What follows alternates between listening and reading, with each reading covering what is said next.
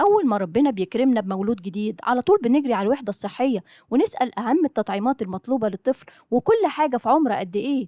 أصل حياته غالية علينا قوي.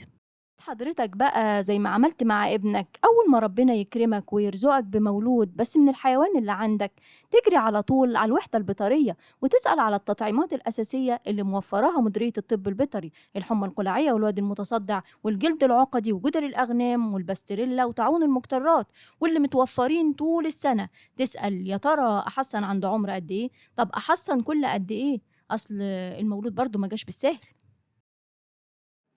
في حلقة النهاردة هنتكلم عن 6 أسباب تخليك لازم تحصن ضد مرض الحمى القلعية.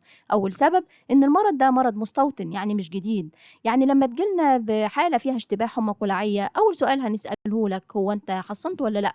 طب آخر مرة حصنت كانت إمتى؟ أصلك مالكش حجة. لما يكون المصل متوفر عندنا في المديرية طول السنة وأنت ما حصنتش، يبقى أنت يا عايز تخسر فلوسك، يا عايز تخسر حيوانك، يا عايز تخسر إنتاجية الحيوان دي.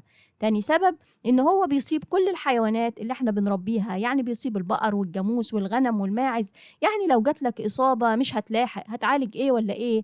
وخلاص براحتك، ما أنت اللي ما حصنتش.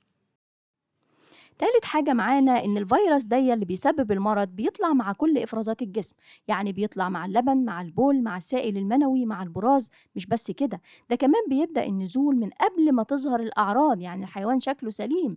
قبل ما يظهر الأعراض ب4 أيام بيبتدي تنزل في إفرازات الجسم، وبيستمر بعد انتهاء الأعراض اللي هو الحيوان الحامل للفيروس، وده بمدة بتصل إلى 6 شهور أو أكتر. وفي بعض الحالات زي الجاموس بتوصل إلى 5 سنين بيتنه حامل للمرض رغم إنه هو خلاص خف ومش ظاهرة عليه أي أعراض. طيب هتقولي طب إيه المشكلة لما يطلع من كل إفرازات الجسم؟ هقولك إن كل ما زاد المكان اللي بيخرج منه الفيروس، كل ما زاد انتشاره وما تلحقش عليه لما تحصل إصابة. رابع حاجة معانا ودي خطيرة جدا: هو المرض بينتشر ازاي؟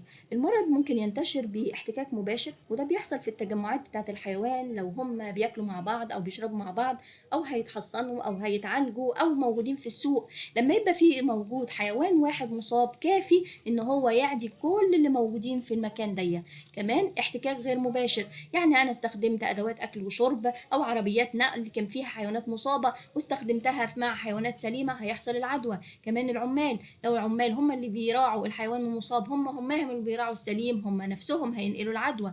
كمان بيحصل ان في عملية الرضاعة زي ما قلنا ان الفيروس بينزل في اللبن، فعملية الرضاعة للعجول حديثة الولادة من امهات مصابة طبعا على طول بيحصل اصابة في القلب وممكن تفقد العجل ديت. لذلك اي اما يحصل اصابة لازم نبعد العجل عن امه عشان ما يحصلش الوفاة مباشرة للعجل الرضيع ديت.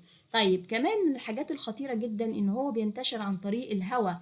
خد بالك ان هو بينتشر لمسافات طويلة جدا، يعني على الارض مسافة بتصل ل 60 كيلومتر وعلى البحر 300 كيلومتر. يعني حضرتك تبقى قاعد في امان الله كده مفيش اي مشكلة معاك بس مش محصن، وتلاقي الاصابة جات لك رغم ان انت لا رحت السوق ولا انت في حيوان مصاب حواليك، ولكن يكون مثلا حيوان مصاب اول البلد ولكن عن طريق الهواء قدرت الاصابة برضو توصل لك، لان هي بتنتشر لمسافات بعيدة جدا، ودي من العوامل الخطورة بتاعة المرض ده.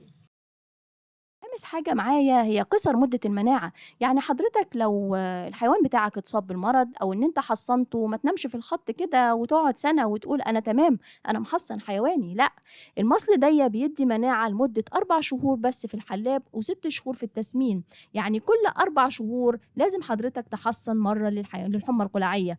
كل 4 شهور يعني معناها 3 مرات في السنة، مش مرة واحدة في السنة وتنام على كده وتقول أنا خلاص حصنت. لو لسه مصر لحد دلوقتي ما تحصنش ضد مرض الحمى القلعية، تعالى معايا كده بالورقة والقلم ونحسب تكلفة الإصابة عاملة إزاي. أول حاجة إن أنت هتخسر في إنتاج اللبن، لو هو حيوان لبن هينزل للنص. كمان هتخسر في وزن الحيوان لو هو حيوان تسمين.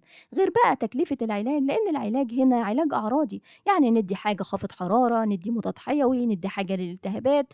يعني كده مش أقل من أسبوعين، ده في حالة لو إن ما حصلش إصابة تانية ومرض تاني دخل على الحيوان لأن مناعته قلت. طيب أنا كمان حيواني عشان يرجع للإنتاجية اللي أنا كنت قبل المرض مش أقل من 4 شهور عشان أبتدي يسترد صحته، سواء في إنتاج اللبن سواء في إنتاج اللحمة، هتنّي أخسر لمدة 4 شهور على الأقل. كمان لو أنا ما عزلتش ما بين العجل الرضيع وما بين أمه، ممكن أوي أخسر العجل الصغير ديّة، لإن الإصابة بتحصل فيه في القلب مباشرةً. كمان لو الحيوان قصّرت في علاجه، هاخسر الحيوان بالكامل، يعني سيادتك كده بالميت. طبعًا لو خسرت الحيوان كامل هتخسر 15، 20,000 ده كده بالميت، كل ده عشان ما تدفعش تمن التحصينة اللي هي ما تكمّلش 30 جنيه. وبس كده، كنت معكم دكتورة لمياء فؤاد، رئيس قسم الوقاية بإدارة أسوان البيطرية، والسلام عليكم ورحمة الله وبركاته.